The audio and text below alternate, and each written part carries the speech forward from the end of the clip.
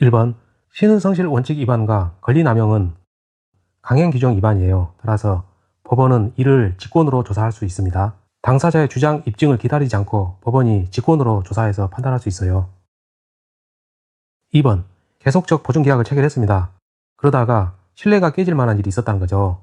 이 경우에는 사정 변경 원칙에 따라서 그러한 보증계약을 해지할 수가 있습니다.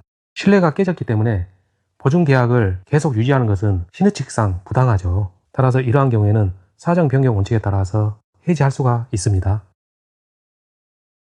3번 일반 공중이 다니는 도로 부지인데 그 도로 부지가 사유지라는 거죠. 개인 땅이에요. 따라서 그 토지 소유자가 소유권에 기해서 도로에 철거를 청구하는 상황이거든요.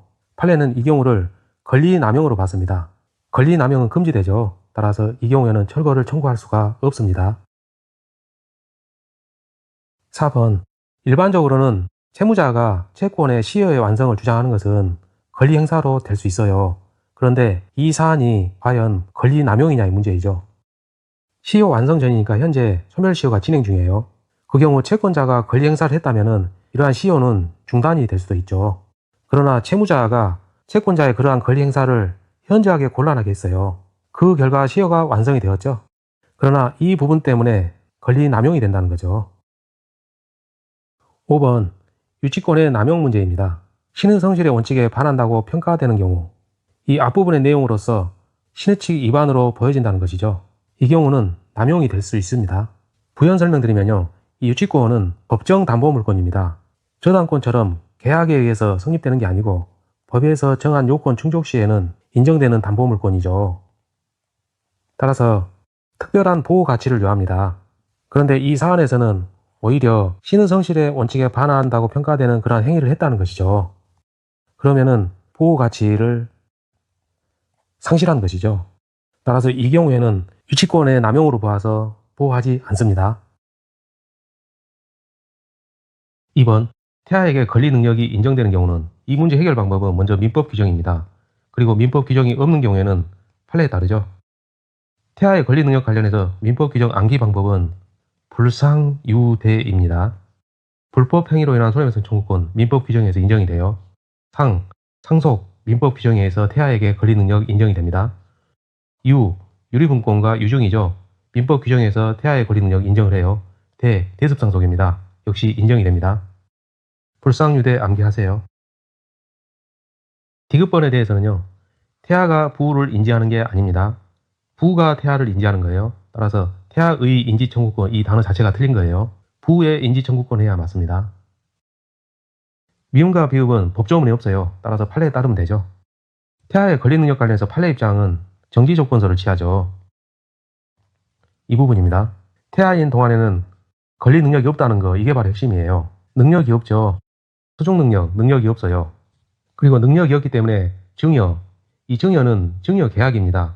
태아는 권리 능력이 없기 때문에 이 부분도 틀렸어요. 그리고 태아는 권리 능력이 없기 때문에 채무를 질 일도 없죠. 채권도 있을 수가 없어요.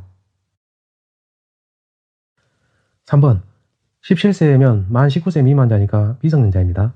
법정 대리인의 동의 없이 병으로부터 고가의 자전거를 구입하는 계약을 체결했어요. 추인 여부엔 확답을 촉구, 이 말은 곧 최고권 행사죠.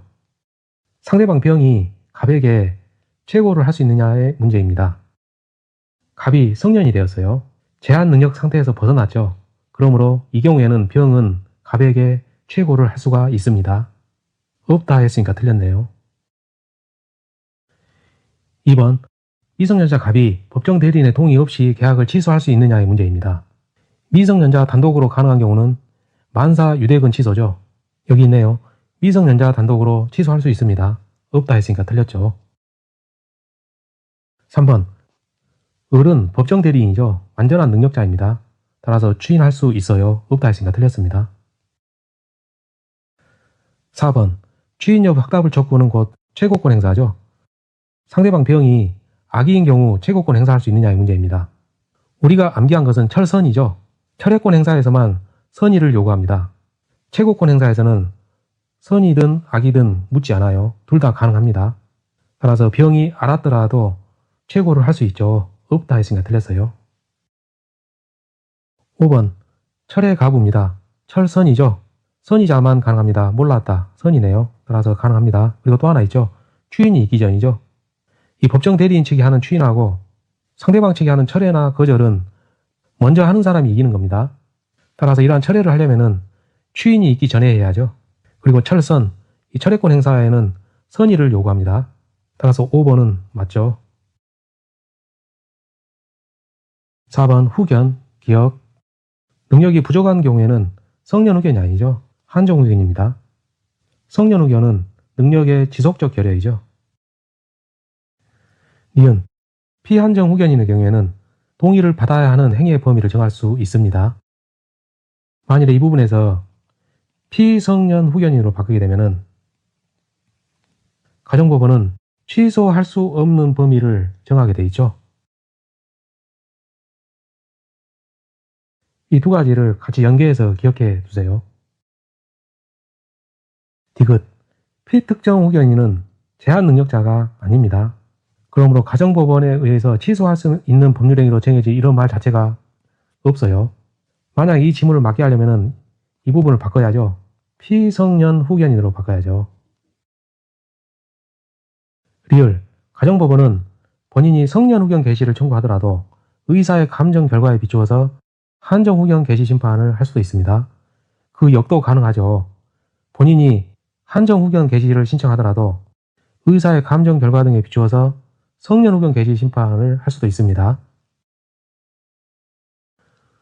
5번, 부재자 재산관리입니다. 1번, 재산관리인이 권한 없이 부재자 소유 부동산을 매각하였더라도 법원의 허가 없이 매각한 경우죠. 그렇더라도 그 이후에 법원의 허가를 얻어서 이전 등기 절차를 마쳤다면 그 처분 행위는 유효하다. 맞습니다. 법원의 추인을 인정하는 거죠. 2번, 부재자가 사망한 것을 확인하였다는 거죠.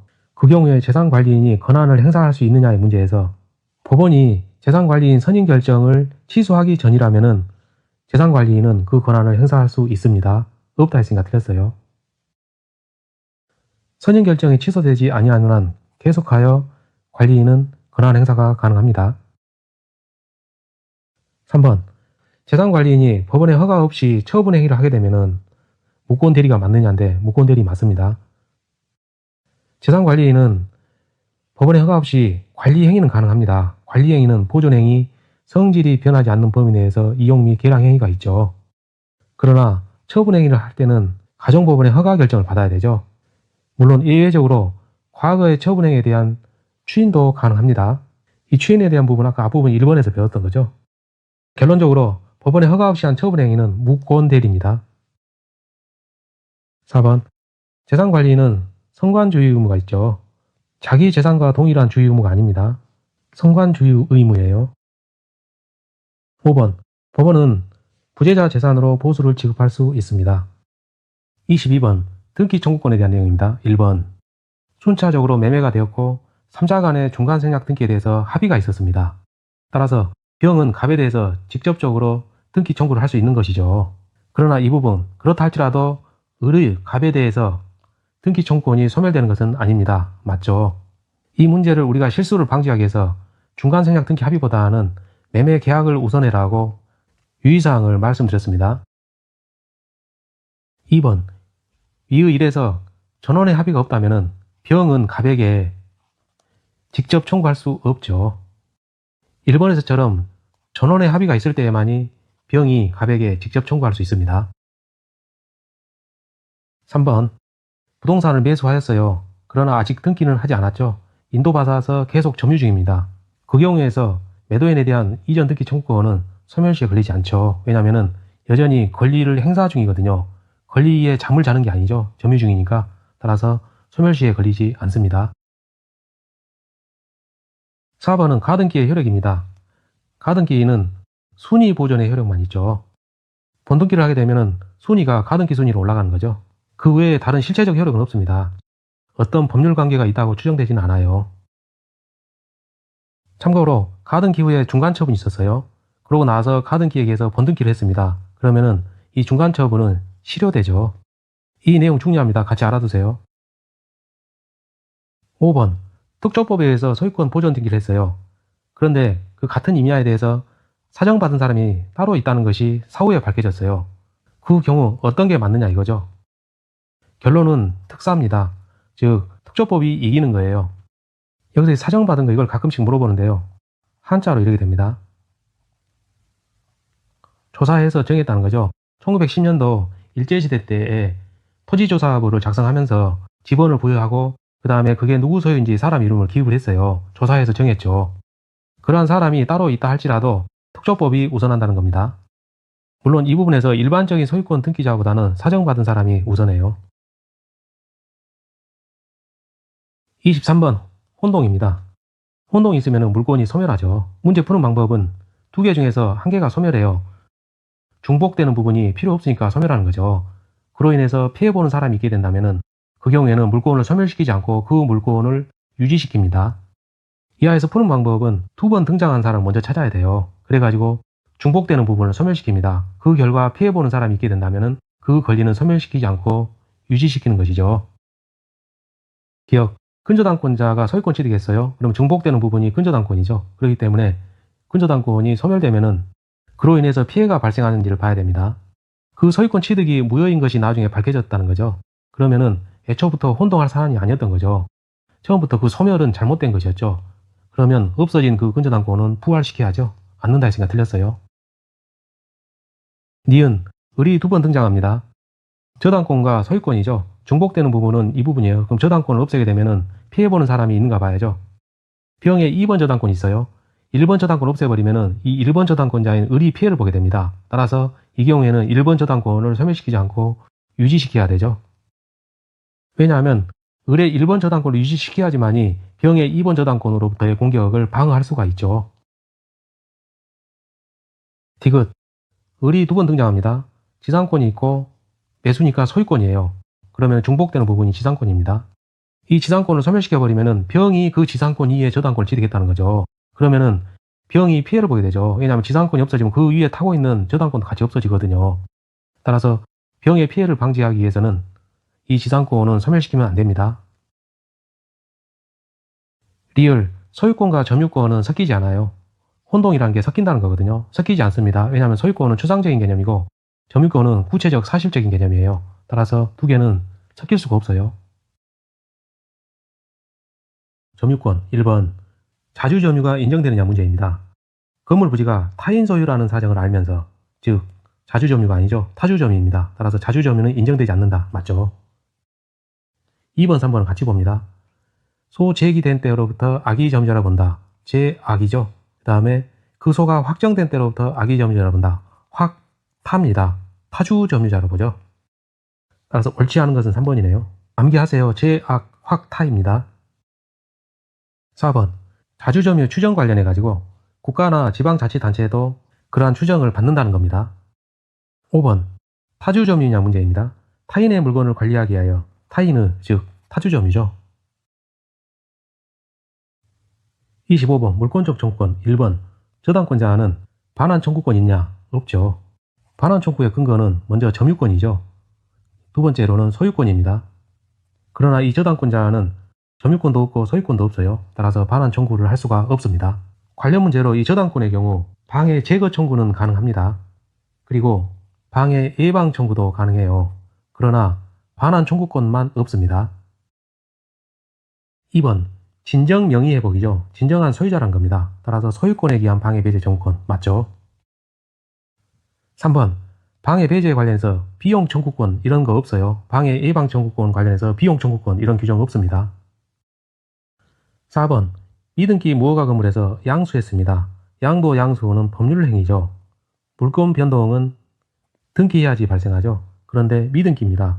따라서 여전히 소유권은 없죠. 그러므로 소유권에 기한 그러면은 틀리게 되는 거죠. 없다 했으니까 맞죠.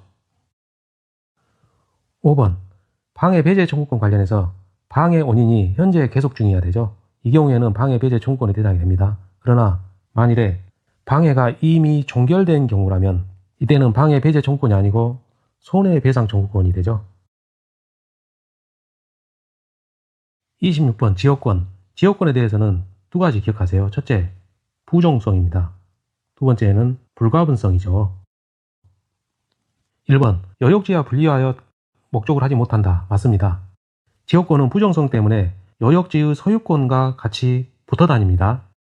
따라서 분리해서 다른 권리 목적으로 하지도 못하고 양도할 수도 없어요.